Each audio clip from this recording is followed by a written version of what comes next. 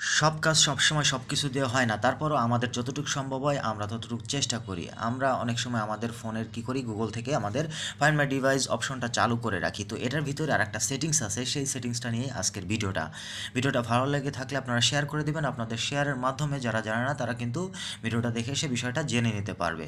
তো চলেন আমরা তাহলে জেনে নিই আমাদের কী সেই সেটিংসটা। আশা করি ভিডিওটা আপনাদের অনেক উপকারে আসবে, তো আপনারা ভিডিওটা দেখুন। তো আমি চলে যাচ্ছি, এই যে সেটিংসে চলে আসলাম। সেটিংস আসার পরে আমরা কি করব, একদম নিচের দিকে চলে আসবে এখানে গুগলে। আর যদি খুঁজতে না চান তাহলে উপর থেকে যে সার্চ অপশনে গিয়ে গুগল সার্চ করবেন। তো গুগলে আমি চলে আসলাম।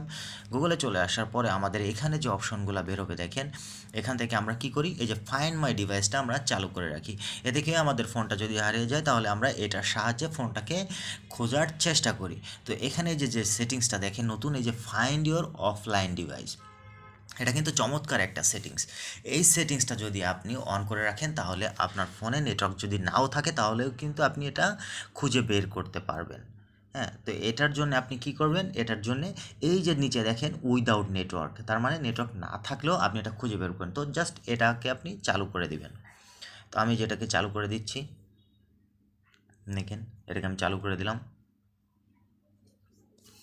আশা করি ভিডিওটা আপনাদের ভালো লাগবে। এ ধরনের আরও অনেক টিপস আমার এই প্রোফাইল আপনারা পাবেন, তাই এটাকে আপনারা ফলো দিয়ে সঙ্গে থাকতে পারেন।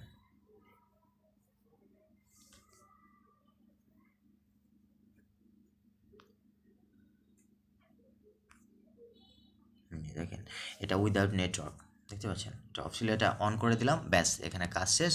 এবার আমরা এখান থেকে বেরিয়ে আসলাম, হয়ে গেল। কেমন লাগলো ভিডিওটা আপনারা কমেন্টে জানাবেন এবং অবশ্যই আপনারা শেয়ার করে দিবেন।